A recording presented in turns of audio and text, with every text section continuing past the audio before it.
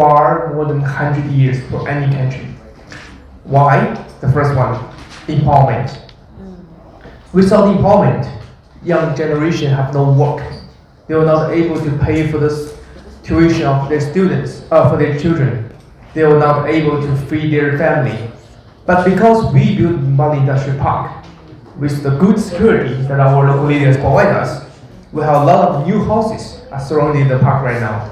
All our workers are able to pay for the tuition of their children, and the young generation is get to train, they get to learn.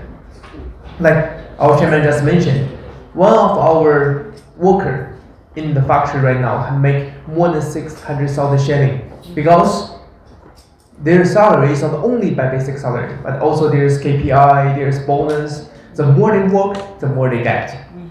But for the basic salary level, we are following the standard that we've been making by the member of parliament. Position will create more exchange. The exchange will help the GDP, as we've been just hearing. Right now, industry is taking care of 60% of Uganda GDP, which is the highest in the East African countries. At the same time, when we buy all these raw materials from local government. So we are happy that we are here. As the Ministry of Industry, our role in this park is to ensure that we have standards of the products that are produced, and therefore coordinate this through Uganda National Bureau of Standards. We also have to ensure that the technologies that are used are appropriate, they comply to the requirements of climate change and all these issues. But most importantly, ensure that we are adding value to our raw materials, which are abundant. And through this, the park and all industries, of course, create jobs and create wealth for our people. And we want to thank Mr. Paul, Chairman, Mr. Mugaga, for the investment, for your hard work, and for you and Michael and the staff. For really, we are proud of you for what you are doing. I'm happy that MPs are here. When you visit the parks and you see the joy and the smiles on the workers, you'll be very, very, very happy to see what is happening in our country. As we speak now, industry, especially manufacturing, is contributing 16.5% our national GDP. So out of the 55 billion of our GDP, 16%, more than 10 billion US dollars, comes from the manufacturers. And last year, out of the 21 trillion that we collected from revenue taxes, the manufacturers alone contributed 5.5 trillion. Closely linked to the previous within the labor laws, and the laws are the Employment Act number 6 of 2006 and the various employment regulations, the Labor Unions Act number 7 of 2006, the Labor Disputes Arbitration and Settlement Amendment number 8 of 2006, the Occupational Safety and Health Act 9 of 2006 and its regulations, the Workers' Compensation Act or CAP 225, the National Social Security Act CAP 220.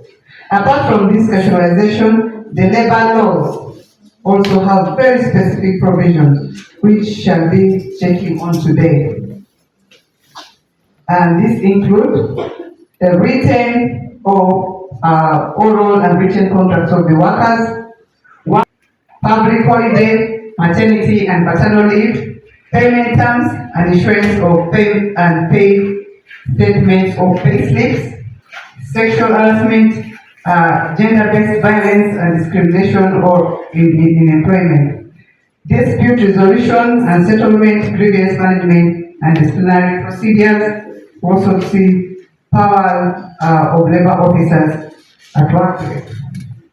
Employees' rights to association and the right to participate in industrial actions, insurance, notification of accidents, employers' liability in relation to compensation for injuries, sick pay, examination, medical examination and treatment, payment of standard contributions such as NSSF per year as you earn, duty of employers to protect workers and provide. We go ahead, the government leaves us as the chair of the upper tripartite, and you find we are having such a meetings. It is very important.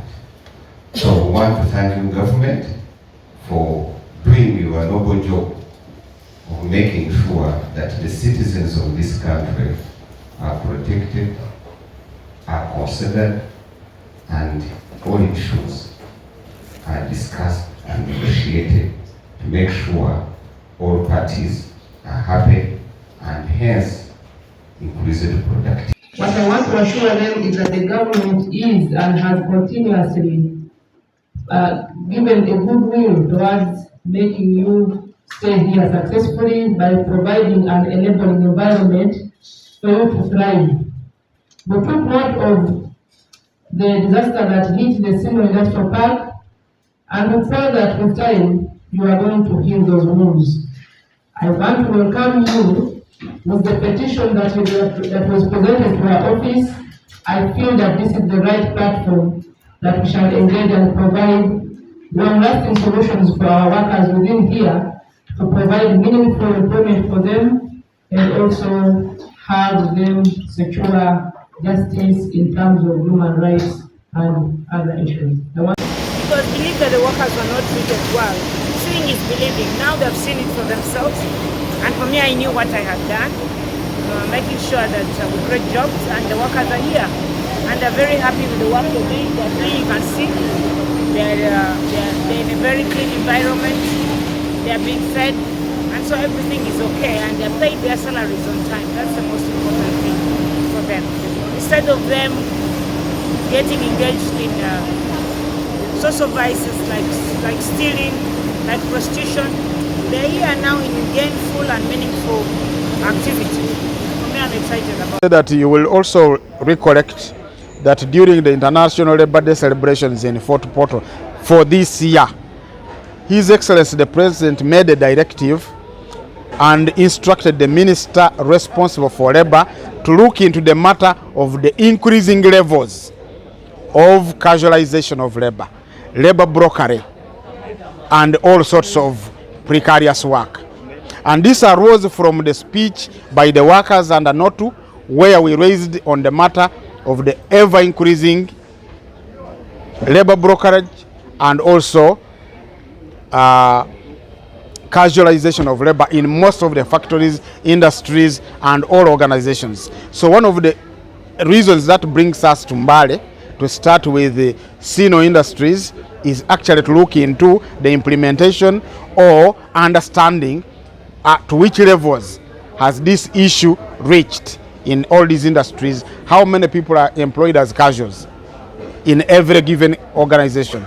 And those are the forms that we have left for every company to complete. We sampled here about 3 companies, and from the companies we sampled, yes, the working environment is not bad, I must say, because most of the safe measures were in place. There are also just aspects of like maybe the protective equipment, which at times is challenging. Sometimes employers provide these gadgets to the workers, but at times they are reluctant to use them. So it is one of the things, like we did not see the masks, some of them were not having the gumboots, the gloves, but we cannot entirely put it on an employer, because providing the gadget is one thing, but that worker utilizing the gadget is also another thing. So that's some of the areas we found, but generally the workplaces were good. The environment was conducive for the person to work. Like, we also understand very well that one of the first principles of decent work is access to employment. Now, access to employment, without access to employment, you can then not have issues to do with rights at work when you are outside work. Now, Mbale Industrial Park being one of the newly industrial parks which is providing employment, we believe that these are areas which we now work on improving by guiding our employers on how to improve on their workplace policies, on how